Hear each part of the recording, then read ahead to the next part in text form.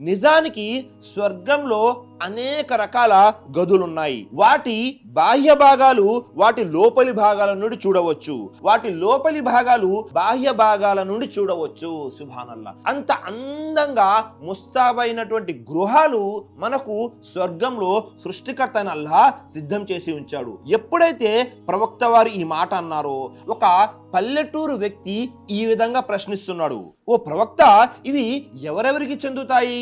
ఎవరైతే మంచిగా మాట్లాడతారో వారికి, ఆకలిగా ఉన్న వారికి అన్నం పెడతారో వారికి, క్రమం తప్పకుండా ఉపవాసాలను పాటిస్తారో వారికి, రాత్రిపూట అందరూ నిద్రిస్తున్నప్పుడు లేచి అల్లాహ్ యొక్క ఆరాధనలో నమాజ్ చేస్తారో వారికి. ఇలా నలుగురు వ్యక్తుల గురించి తెలియపరచడం జరిగింది. కాబట్టి మనము దాన ధర్మాలు చేస్తూ ఉన్నాము అంటే ఇలాంటి బహుమానాలకి మనము కూడా అర్హులం అవుతాము సోదరులారా.